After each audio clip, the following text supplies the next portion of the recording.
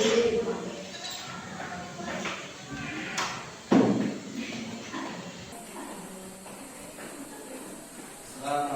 warahmatullahi wabarakatuh. Waalaikumsalam warahmatullahi wabarakatuh. Gimana kabarnya anak-anak hari ini? Alhamdulillah. Apakah ada yang tidak hadir? Ada. Siapa? Kayla. Ayolah. Kenapa? Sakit. Ya, sebelum kita belajar, Bapak meminta kepada ketua kelas untuk memimpin berdoa terlebih dahulu. Sebelum belajar, mari kita berdoa. Berdoa di dalam hati mulai.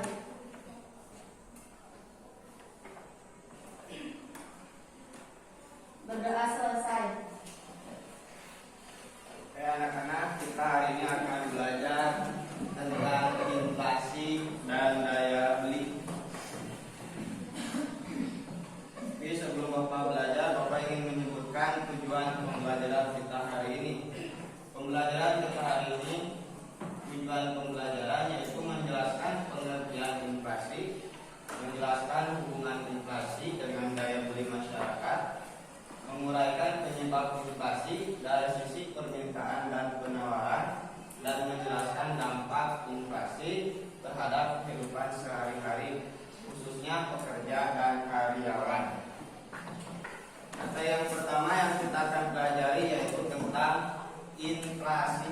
Inflasi adalah di mana ketika harga barang dan jasa umumnya mengalami kenaikan secara terus-menerus dalam kurun waktu tertentu.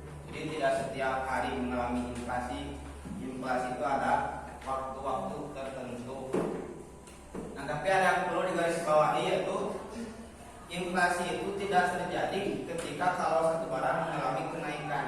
Tapi inflasi bisa terjadi ketika sebagian pokok kebutuhan masyarakat mengalami kenaikan. Misalkan harga beras naik, harga telur naik, harga minyak naik, dan harga-harga sembako yang lainnya juga ikut naik, baru itu bisa disebut inflasi.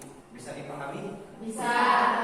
Kita lanjutkan pada materi yang selanjutnya yaitu tentang hubungan inflasi dan daya beli. Apakah sebelumnya ada yang tahu hubungan inflasi dan daya beli? Siapa? Ya oke, Bapak akan jelaskan hubungan inflasi dan daya beli.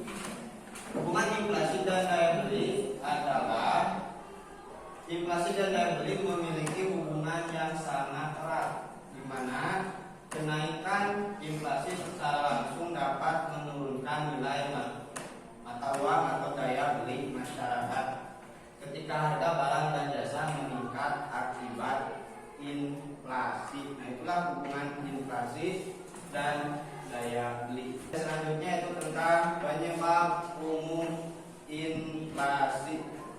Nah, penyebab umum inflasi ini ada dua.